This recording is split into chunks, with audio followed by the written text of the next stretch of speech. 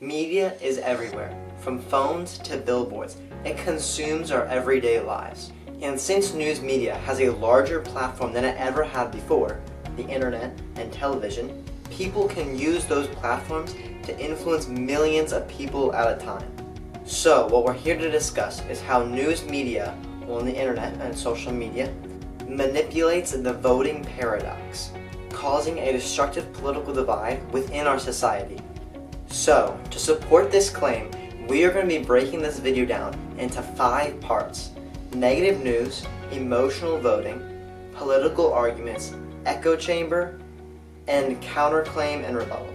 Part 1. Negativity has had a huge role in recent news media, and this is shown by a Harvard study showing the news coverage of Hillary Clinton and Donald Trump in the most recent presidential election. For both candidates, more than half of the news reports were negative. So this means that most news reports were bashing the candidates instead of showing why the candidate should be the next president. All of this negativity caused a lot of hatred for both sides, which is a very strong emotion flying around, when politics should be as close to logical as possible. Emotions should not cloud our vision for what is best for the nation. In addition, the negativity of the news report didn't actually let the citizens see the positives of candidates. It was only the negatives. It was very hard for us to see the beliefs of the candidates through all the negativity. All in all, the negativity caused by the past election made many people very emotional and didn't let us see the positives of the candidates. Moving on to part 2, we're going to be discussing how emotions take a central role in voting, and we're going to explore the voting paradox.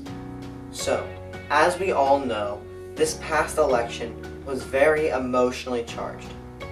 So many people voted with their emotions instead of their logic, which is shown by this quote from an article by The Guardian.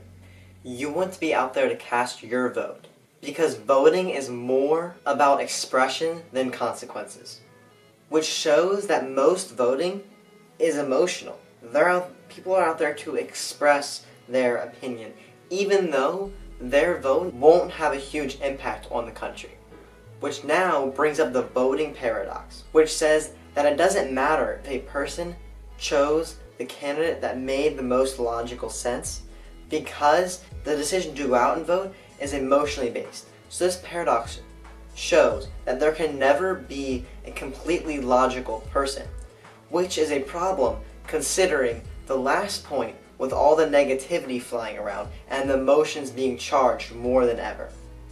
So, the voting paradox by itself is that it's combined with modern forms of news media.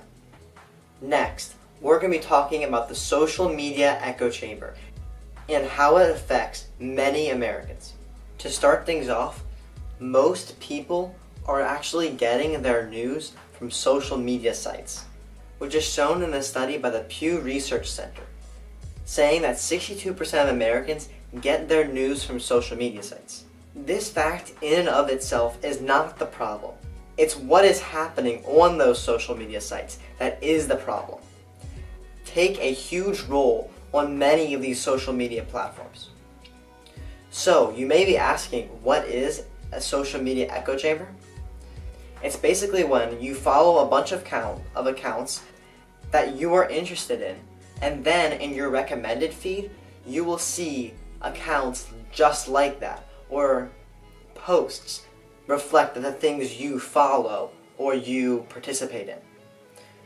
So, if you followed 20 accounts, very conservative or very liberal, you would go to your feed and you would see many posts from these liberal accounts or these conservative accounts that are being recommended to you that you might not even have followed.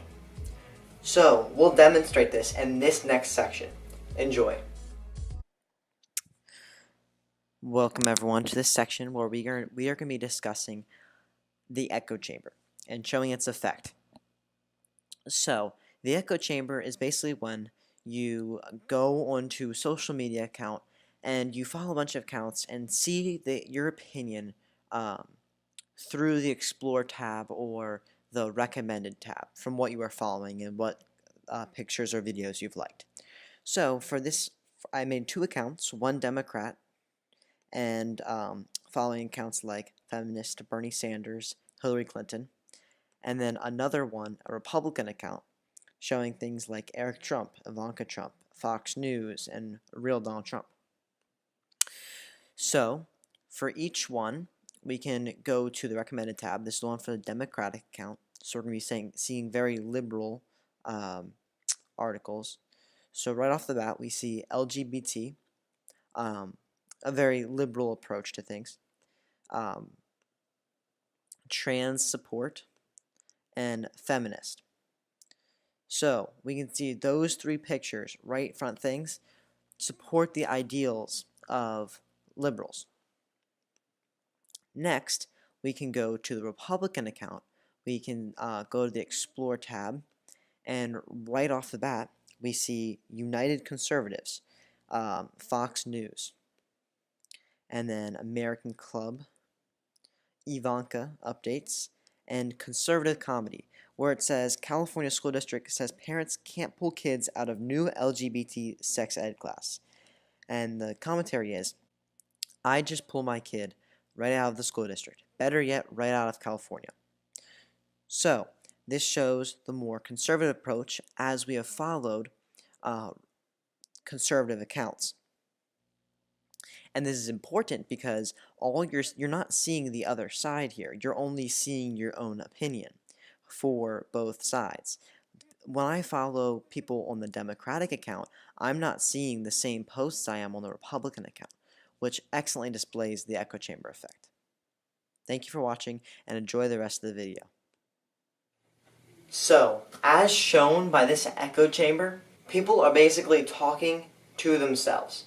They are hearing their own opinion and making it seem like their own opinion is valid because of everyone else agreeing with them.